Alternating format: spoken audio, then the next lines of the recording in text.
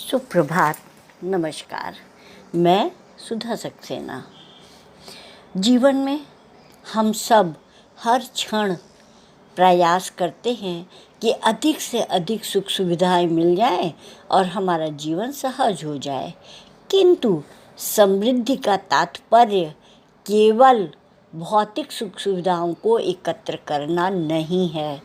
समृद्धि का तात्पर्य है जीवन की विशालता को समझकर उसका सम्मान करना।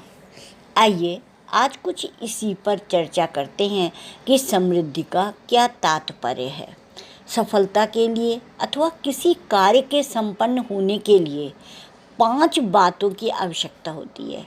सबसे पहली उस व्यक्ति का आशय होता है कि जो वह कर रहा है उसके बाद उसकी क्या आवश्यकता है, उन साधनों और चीज़ों की उपलब्धता जिसके माध्यम से उसे कार्य करना है, और तीसरी उस कार्य को करने का मनोभाव और उसे करने की इच्छा, फिर उसे करने का समय, क्योंकि प्रत्येक कार्य को करने का एक निर्धारित समय होता है।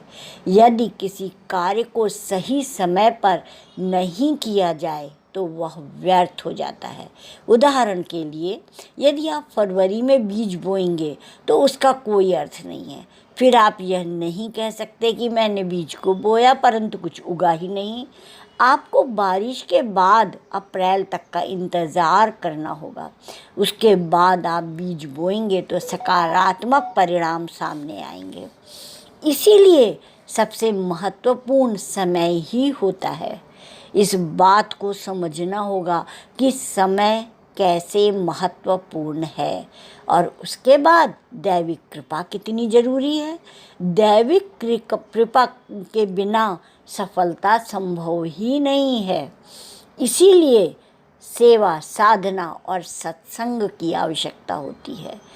इसके बिना प्रयासों की सफलता संभव नहीं है, और इसीलिए आप सेवा, साधना और सत्संग निरंतर हमें करना चाहिए।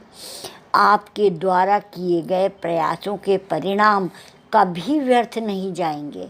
यदि अभी नहीं तो निश्चित ही उसके परिणाम बाद में मिलेंगे। संपत्ति होने का अर्थ सिर्फ धन या पैसा होना नहीं है।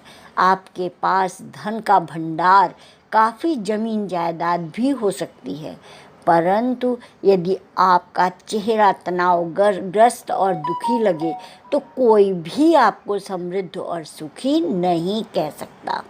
समृद्धि का तात्पर्य है कि जीवन की विशालता को समझ करके उसका सम्मान करना, और दूसरी बात यह है कि अपने में संतुष्ट रहना। भौतिक इच्छाएं तो एक के बाद एक होती ही जाती हैं। एक पूरी करिए दूसरी होती है, दूसरी करो तीसरी होती है।